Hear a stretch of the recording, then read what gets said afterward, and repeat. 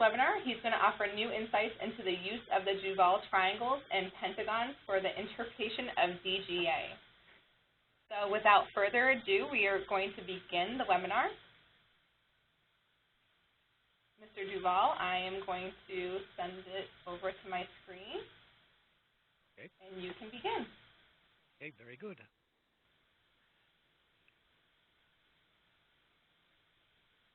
Okay, great. Okay, so thank you so much, Haley. Good morning or good afternoon, everyone, depending on where you are on this planet. Next slide, Haley, please. Catastrophic failures of transformers occur very seldom, but they do occur from time to time. Next slide.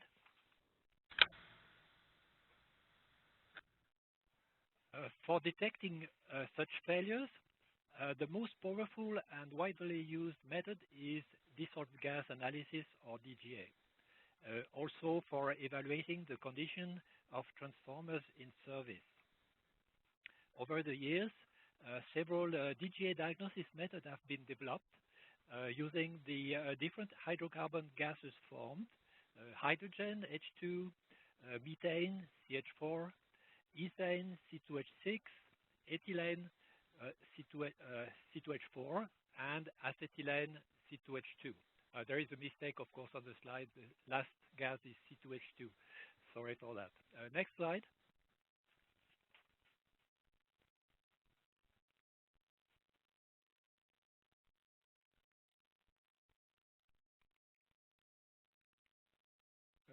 Can I get the next slide? Yes, sorry, it was frozen. There we go. Okay, this one, okay. So these diagnosis methods that have been developed are using, over the years, are using either one gas at a time, for instance, the key gas method, or they are using two gases at a time in the Rogers and the IEC ratio method, or three gases in the triangles 1, 4, and 5, or four gases in Korea, or more recently, 5 gases in Pentagons 1 and 2. Carbon oxides and furans are then used to confirm the diagnosis provided by the hydrocarbon gases and to determine if paper is involved or not in the faults. Next slide. There are 6 basic types of faults detectable by DGA using, for example, Rogers, IEC ratio, and triangle 1 methods. That's faults PD, corona partial discharges, D1, low energy arcing, D2, high energy arcing, T1, thermal faults below 300 degrees centigrade, T2, thermal faults between 300 and 700 C, and T3, thermal faults above 700 C. On this slide is indicated triangle 1, which was first developed in 1973, and which is updated here was updated here in 2010. Triangle 1 uses methane, 3 gases, methane, CH4, ethylene, C2H4, and acetylene, C2H2, which correspond to increasing levels of energy in faults. Triangle 1 also contains the 6 basic types of faults, D1, D2, T3, T2, T1, and PD. Next slide. Then in 2007, 5 additional subtypes of fault have become detectable by DGA using triangles 4 and 5.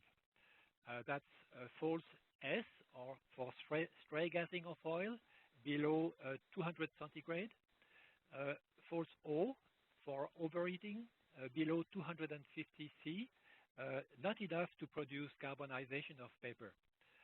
Faults T2 and T3 in oil only, so not involving any paper at all, above 300 or 700 centigrade. Faults C, that's faults with a possibility of carbonization of paper above 300 C, but with a probability of only 80%, not 100%. It's not 100% sure, but it gives some indication, possibility. And finally, false PD again has corona partial discharges, but detected more precisely using triangle 4. Next slide. Here are triangles 4 and 5, updated in 2012.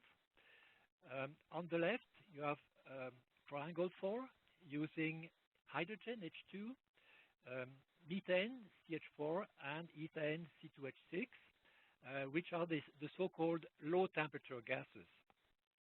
On the right, you have triangle 5, using methane, CH4, ethylene, C2H4, and ethane, C2H6, which are the so-called high temperature gases or hot metal gases. Fault zones in triangle 4, you have zone PD, zone S, zone O, and zone C. Fault zones in triangle 5, you have T3 and T2 in oil only, and also zone C, that's for possible carbonization of paper. Next. There are some rules for using triangles 4 and 5. Triangle 4 should be used only with faults identified first with triangle 1 as low temperature fault, PD, T1, or T2. Triangle 5 should be used only with faults identified first as high temperature faults, T2 or T3. Triangles 4 and 5 should never be used for faults identified with triangle 1 as electrical faults, D1, D2, or DT. A free algorithm for triangles 4 and 5 is available from me at my email address indicated here. Next slide. Yep, I just wanted to point out that we will answer questions at the end. So if you can just hold off until the end, that would be greatly appreciated. Thank you. So now here you have the new Pentagons 1 and 2, which were developed since 2011 and updated here in this slide in 2014. The Pentagons are using all 5 hydrocarbon gases, so starting from hydrogen, H2, ethane, C2H6, methane, CH4, ethylene, C2H4, and acetylene, C2H2. The gases are placed counterclockwise in the polygons by increasing order of energy in the faults as in the triangles. Pentagon 1 on the left is used to identify the 6 basic types of faults, so faults PD, D1, D2, T3, T2, T1, and an additional zone for stray gassing S. Pentagon 2 on the right is used to identify the 3 basic electrical types of fault, PD, D1, D2, and the 4 subtypes of faults, that's T3 in oil only, zone C for possible carbonization of paper, zone O, overheating below 250 centigrade, and stray gassing of oil. T3 in oil in Pentagon 2 is indicated as T3H, H being the abbreviation of oil in French for huile. That's the reason for this strange abbreviation. T3H means T3 in oil only. DGA results falling in zone C of Pentagon 2 indicate a possibility of carbonization of paper, again with a probability of only 80%. It's not 100% sure, as in the case of triangle 5 and triangle 4. Next. So this is summarized here with just what I just said. A free algorithm for Pentagons 1 and 2 is available from me also at the same email address as before, indicated in this slide. Next slide. I have 4 examples of faults in transformers using the triangles and the pentagons. First example is from a rectifier of 20 kV, 20 MVA in Norway. C2H4 here was 3500 ppm, CH4 1000 ppm, C2H6 close to 500 ppm. Triangle 1 here indicates high temperature fault T3.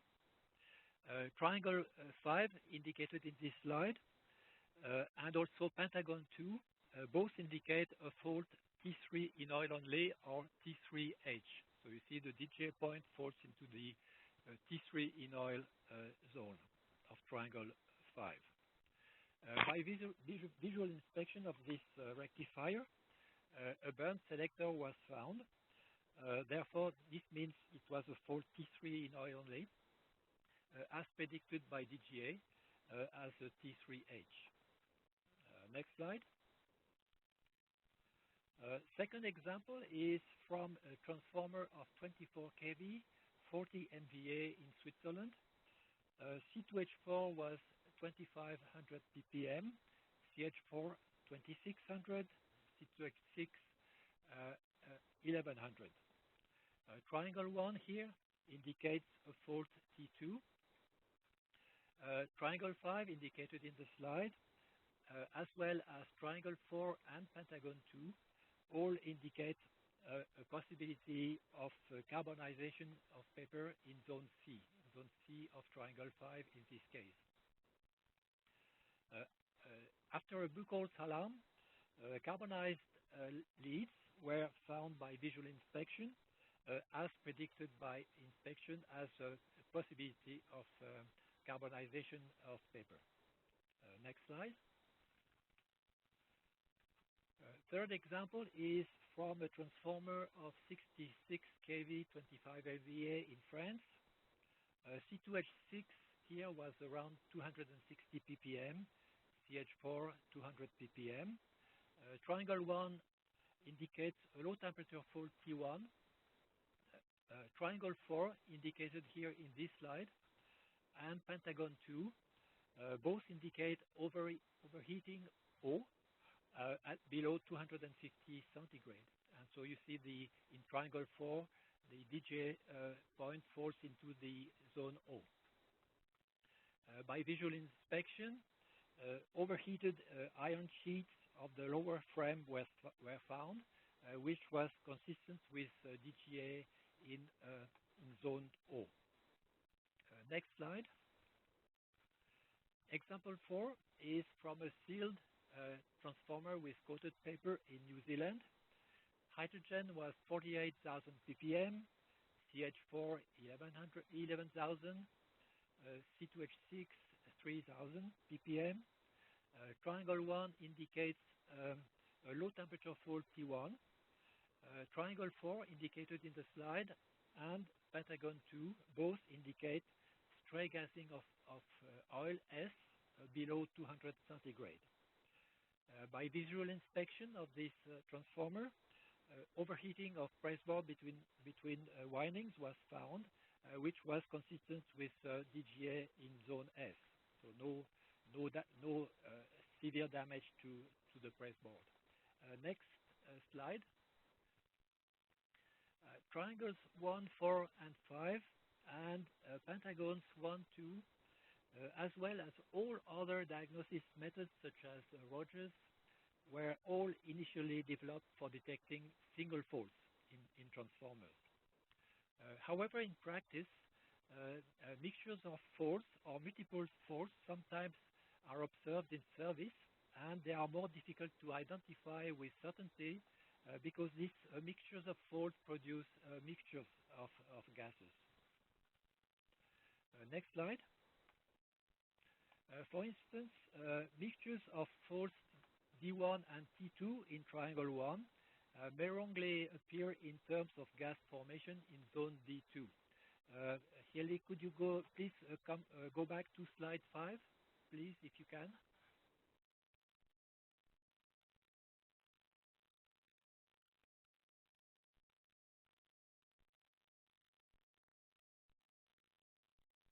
Okay, great. Thank you. So if, for instance, with triangle 1, if you have a fault T3 and a fault D1, so you will have a fault here and a fault here.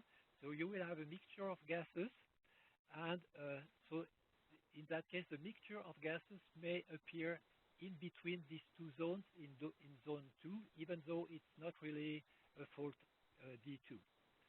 It's the same for Pentagon 1. Haley, can you go back to slide 9? Thank you. Okay.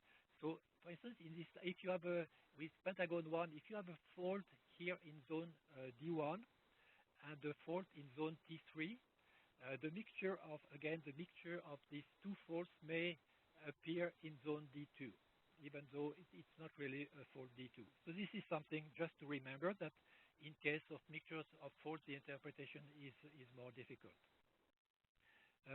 Could you go back to slide 7? So in looking at triangle 5, in that case, if you have, for instance, one fault in zone T3, that's a fault T3 in oil, and one fault in this zone, which corresponds to overheating O, the mixtures of these two faults also may sometimes appear in zone C. So this is something to remember. If you go back to slide 9, so in, for instance, in Pentagon 2, if you have a fault, you have some stray gassing of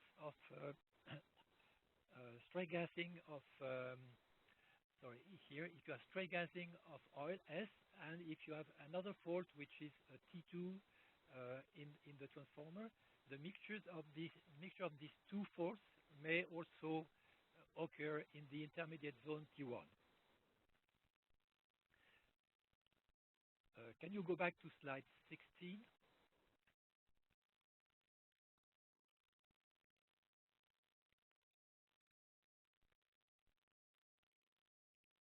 Okay, thank you. Okay, so this I'm explaining that in this slide. So everything I said before is explained here. Next slide, 17. So how to detect that you have multiple faults in a transformer?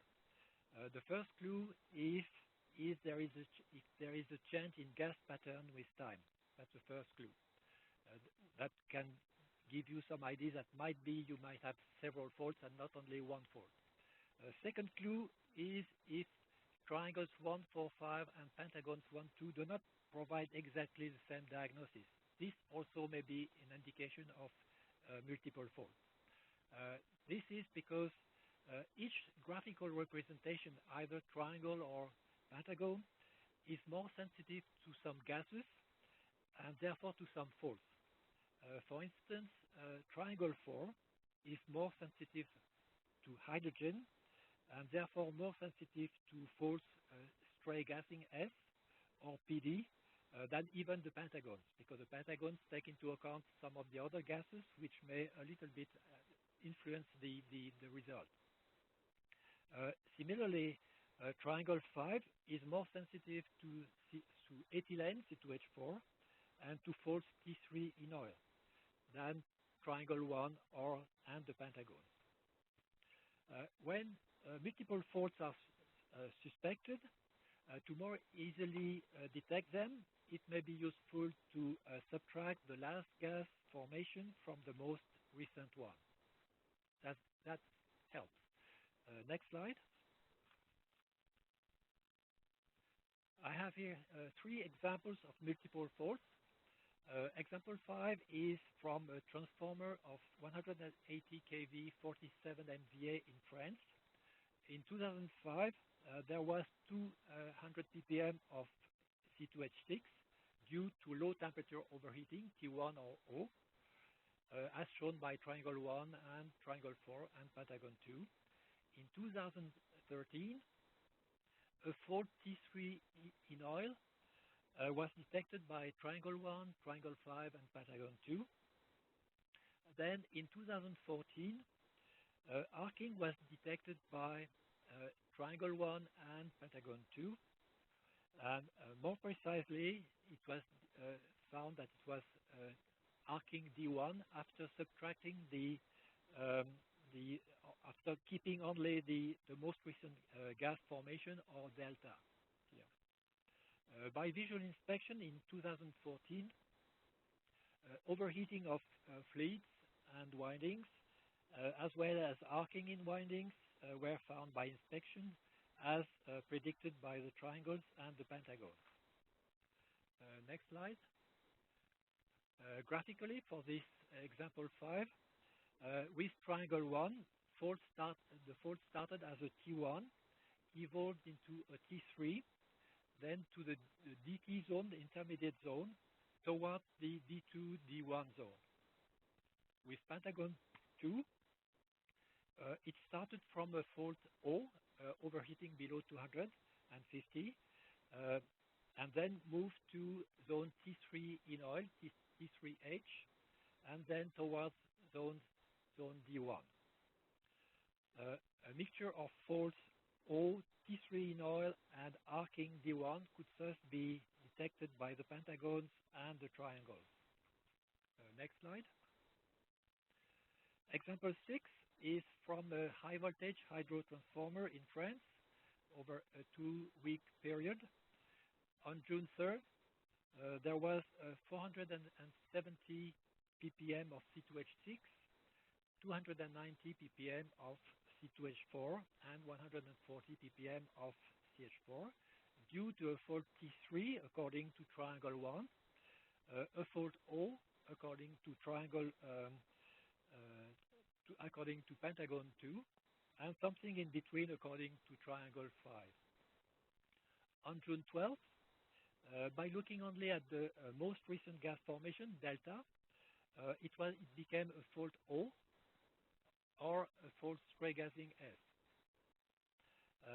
Then again on June 16, using delta, some arcing was detected by triangle 1 and by Pentagon 2, but also probably some high temperature T3 in oil, T3H according to triangle 5. No inspection was made on this transformer, so this could not be confirmed. Next slide. Graphically, with triangle 1, it started as a T3 here in zone T3 of triangle 1, then moved towards the D zone, D2 or D1 zone. With Pentagon 2, it started from zone O, then moved to zone S, spray gassing, then came back to zone O, and then moved to zone D1 or D2. Next. With triangle 5, it started around zone O and moved to zone T3 in oil. With triangle 4, it stayed mostly in zone O from the beginning. The last point is influenced by arcing, so it cannot be taken into consideration. So in this case, by combining triangle 1, triangle 4, triangle 5, and Pentagon 2, it thus appeared that 4 different types of faults, or multiple faults, occurred in this transformer, S, O, T3 in oil, and D arcing. It would not have been possible probably to detect all these multiple faults by using only one graphical representation. Next slide.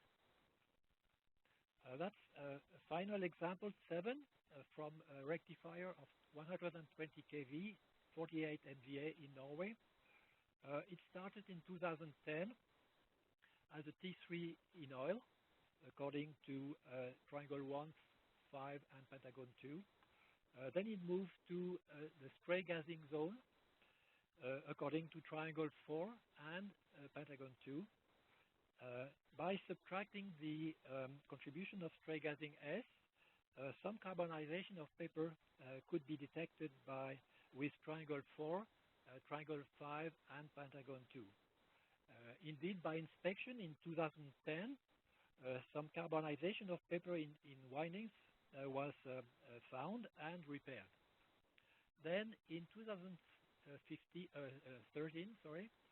a T3 with carbonization of paper was detected again with triangle 1, 5, and Pentagon 2.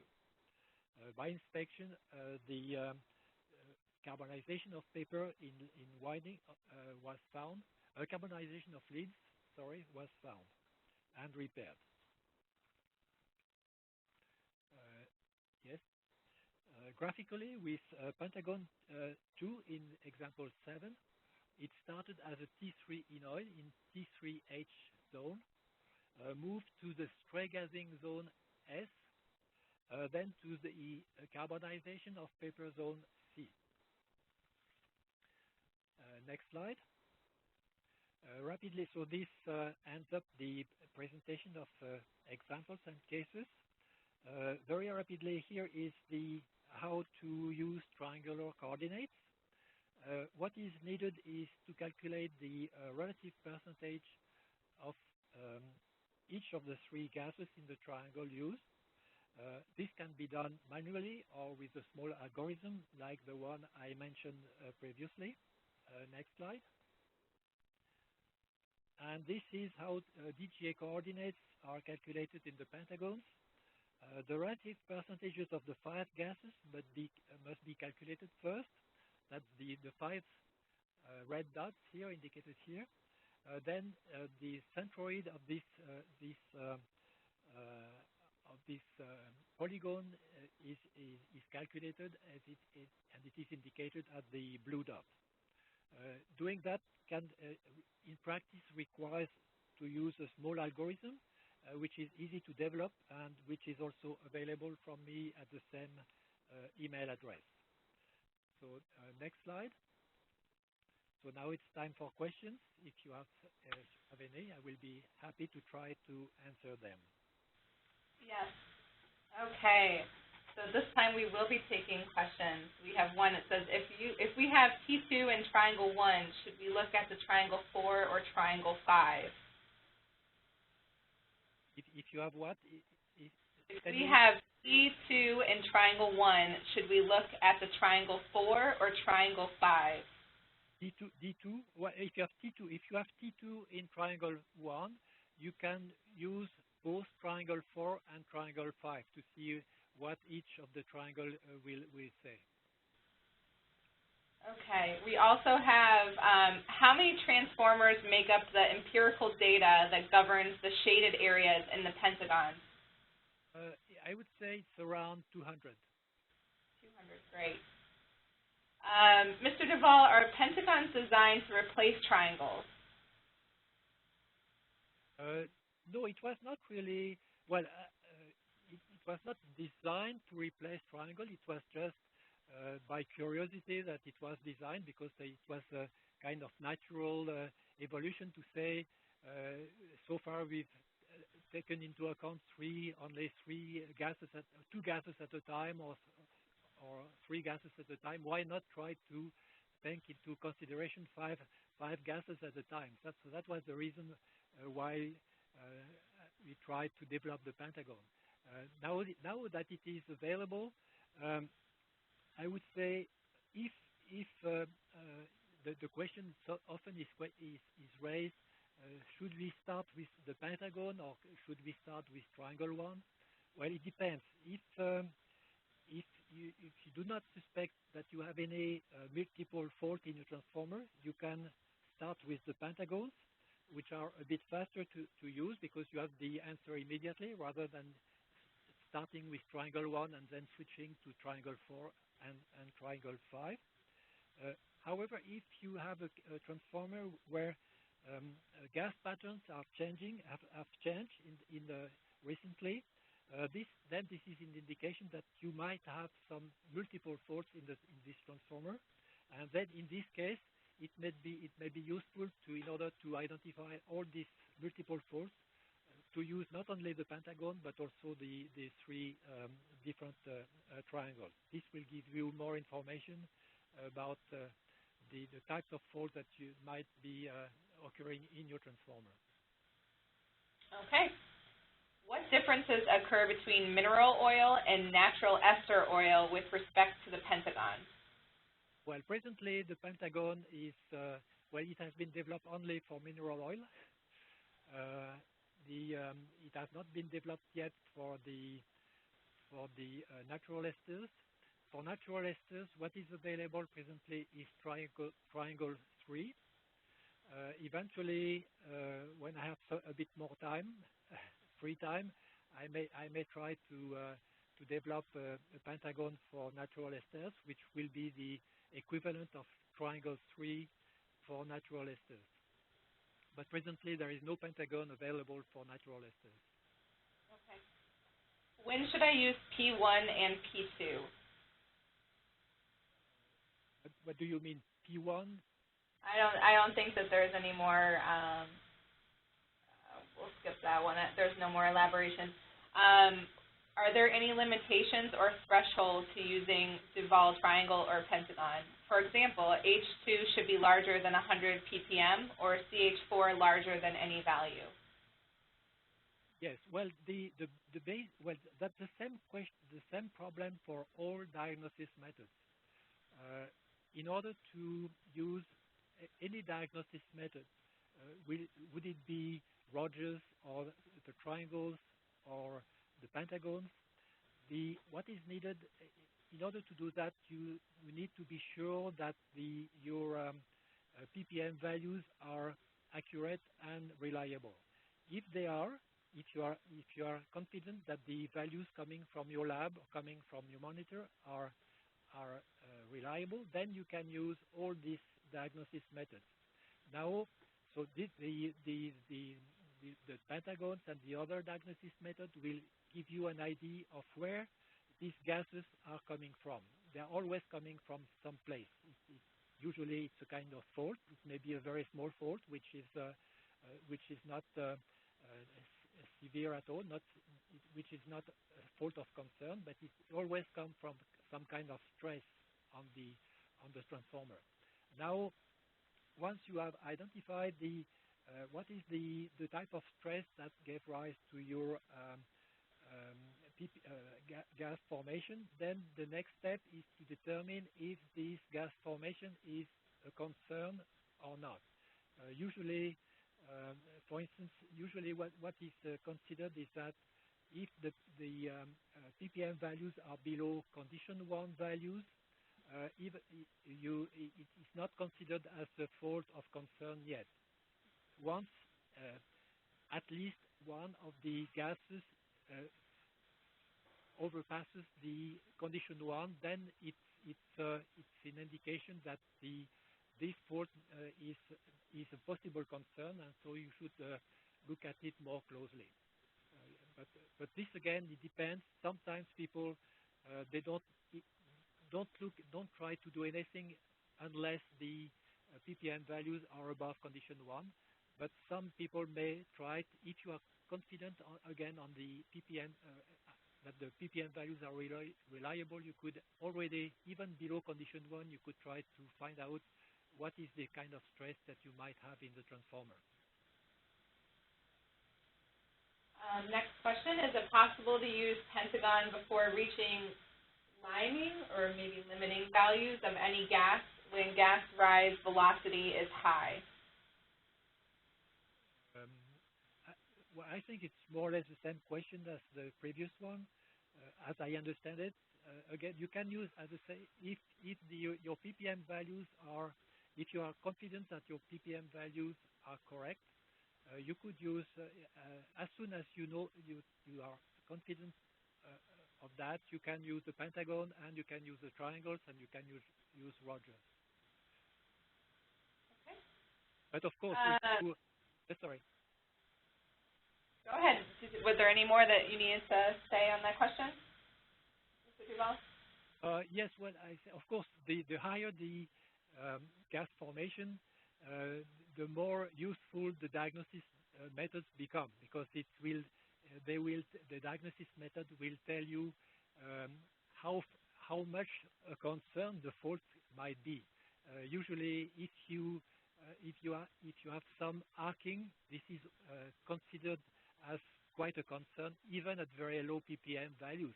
Even at 3 or 5 ppm of C2H2 of acetylene, it's already considered as something of concern that you should look at very closely.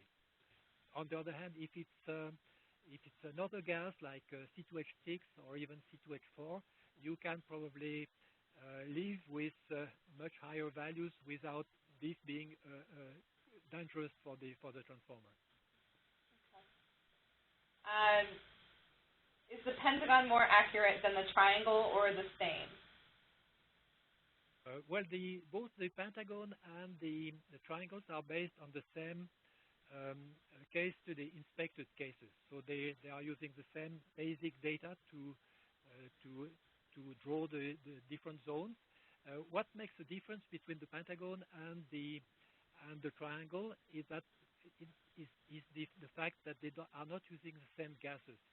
The pentagon uses all the gases, so it looks at it can detect all types of faults, for instance, faults producing hydrogen, which the triangle one cannot do. But on the other hand, as I said during the presentation, sometimes if you have multiple faults, sometimes even the pentagon, the fact that the pentagon uses all the gases, you have a kind of mixed result. So some gases are hiding the others. So sometimes it's a bit more difficult. If you have single faults, I would say all the pentagon and the triangle will give the same indication. Do you recommend the use of the triangle and or the pentagon for DGA diagnosis in pad mount transformers? In which transformers? In pad mount transformers? Sorry, what kind of transformer? Pad mount? Pad mount. Yes, sorry, pad mount. Yes, sorry. Pad mount. Oh, yes, of course. Well, pad mount is a pad mount transformer is not different from a power transformer. The difference between a pad mount and a regular power transformer is that you don't have the same faults. You don't have the same stresses. Usually, very often in pad mount transformers, you tend to form more hotspots, more corona PDs because of the design of the pad mount transformer. But otherwise, it's the same. The gases formed in pad mount and in power transformers are due to the same types of faults. It's simply the faults that are different in the power transformer and the pad mount. Okay, so we have, I was going to say, we'll take 2 more questions, and then following the webinar, we will be emailing the PowerPoint slides in addition to the recording, as well as a form. In the form, you can place any questions you'd like to address to Mr. Duval, and those will be sent directly to him. So a couple more questions. What is the cause that generates stray gassing? By stray gassing, it's a mild overheating of oil. For instance, if you have a small hotspot of, let's say, 150 centigrade or 200 centigrade in oil somewhere in the transformer, usually on a metal part, this will cause what is called stray gassing of oil. Stray gassing of oil, in other words, is the slight overheating of oil only in the transformer, and this is due to the chemical instability of oils on the market because of the refining techniques which have changed recently. Some oils tend to be less chemically stable and to be able to form gases even at very low temperatures. very low, I mean below 200 centigrade.